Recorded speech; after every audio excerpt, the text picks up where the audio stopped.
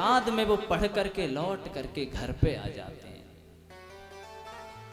जब घर पे पढ़ करके आ जाते हैं तो एक दिन घर पे कक्ष में बैठे हुए थे। माता देवकी ने सोचा कि मैंने अपने लाला को कभी अपने हाथन से भोजन करायो, आज मैं अपने कृष्ण को अपने हाथों से भोजन कराऊंगी। और थाली में भोजन परस लिया, परस करके कृष्ण के कक्ष में जा रही थी। तब तक ध्यान आया, ओहो मेरे कृष्ण को माखन तो बहुत प्रिय था, माखन रखना भूल गई। थाली लौटा करके फिर आई, फिर थाली में माखन परसा और कक्ष में प्रवेश किया तो कृष्ण रो रहे थे। माता देवकी ने कृष्ण की आंखों में आज पहली बार आंसू देखे। जब से जन्म दिया तब से मैंने कभी कृष्ण को रोते हुए नहीं देखा। तुम रोते क्यों हो? कृष्ण कुछ बोले नहीं।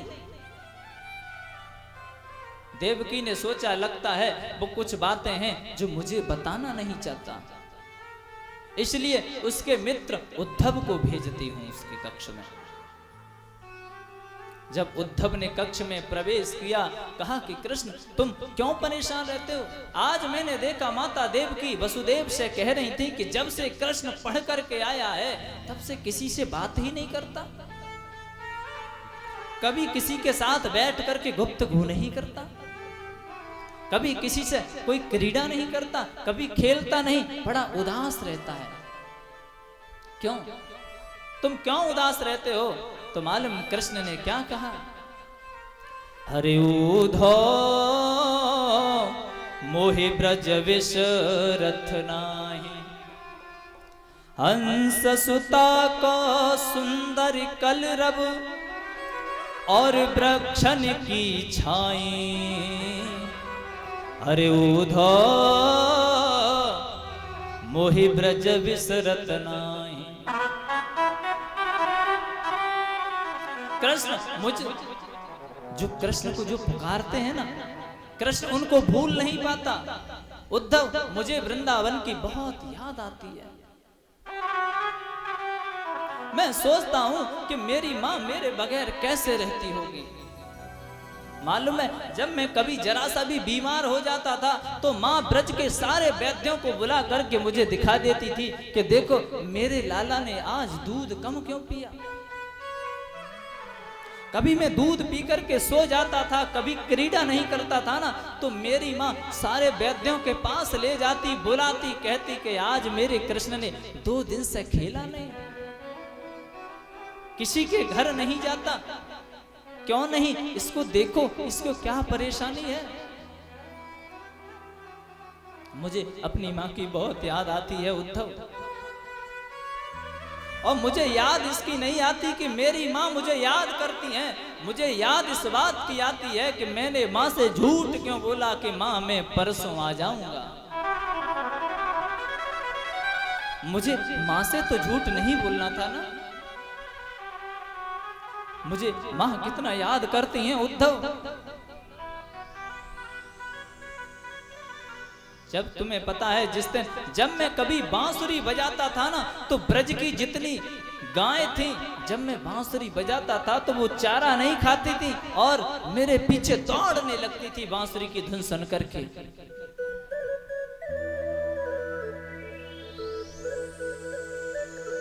दौड़ने लगती थी। जब मैं बांसुरी बजाना उद्धव बंद कर देता था तो जो गाय के छोटे छोटे बछड़े थे मुंह में चारा भरा रहता है और वो बछड़े मुंह उठा करके देखते हैं मानो वो कहना चाहते हैं कि कृष्ण तुमने बांसुरी बंद क्यों कर दी, बजाओ ना। क्यों नहीं बजाते? ब्रज की इतनी गोपियां मेरे लिए आहत थी।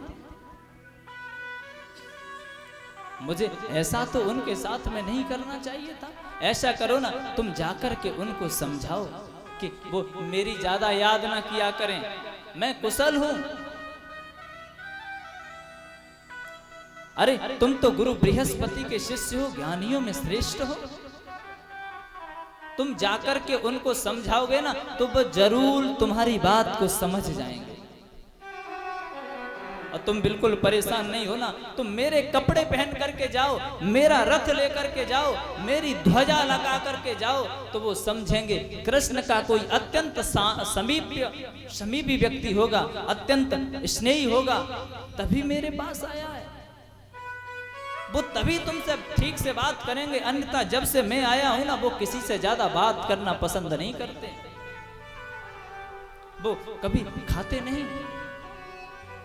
जाकर के उद्धव ने कहा ठीक है, आप कहते हो मैं चला जाता हूं, लेकिन मैं ज्यादा नहीं, ज्यादा से ज्यादा 2-3 घंटे में लौट करके आ जाऊंगा।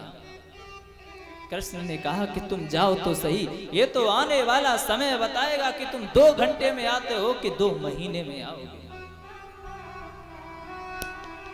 आज रथ लेकर के वहां से चले, रथ की ध्वजा लगा ली कृष्ण की, और जो कृष्ण के जो मित्र थे ना बचपन के सखा, वो आ जाते हैं, गांव छोड़ करके रोड पे बैठ जाते हैं। जिस रास्ते से कृष्ण परसों की कह करके मथुरा के लिए गए थे, उसी रास्ते पर वो बच्चे बैठ जाते हैं।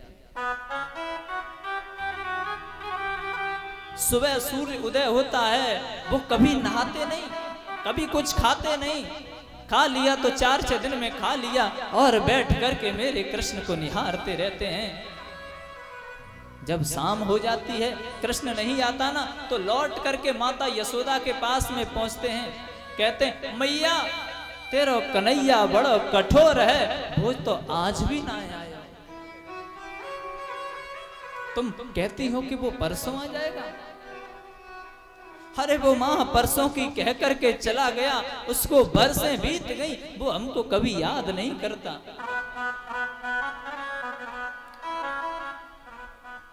और जितनी ब्रज की गोपियां हैं वो भी रोती हैं और कृष्ण के लिए कहती हैं कि कृष्ण तुम हमारे प्राण लेकर के क्यों नहीं गए, तुम हमको छोड़ करके चले गए। और एक ही वो निवेदन करती हैं,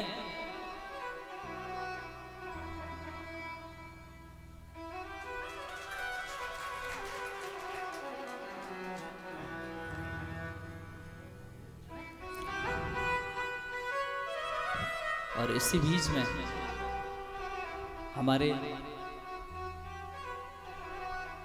श्रीमान हृदय भाई जी जो बैरई से आए हैं, सिकोहाबाद चेरी बैरई, और इनके यहाँ पर कुछ दिन पहले अभी कथा का कार्यक्रम हुआ था और बहुत विशाल कथा हुई थी, बहुत ज़बरदस्त हुई थी, पंडाल भी बहुत अच्छा लगा था और वहाँ के सुनने वाले भी बहुत थे अच्छे श्रद्धावान, और बड़े प्रेम से सबने उस कथा का बहुत आनंद लिया। और हम लोग वहाँ पर 6-7 दिन तक रहे तो बहुत अच्छा स्नेह मिला, हमारे सभी साथ वाले थे, सबको बिल्कुल घर की भांति सबने अपना स्नेह दिया। उनकी तरफ से मेरे लिए ये पुष्पों का हार और 101 रुपये पुरस्कार भगवान से प्रार्थना करता हूँ, भगवान आपको सद्मार्ग देते रहें।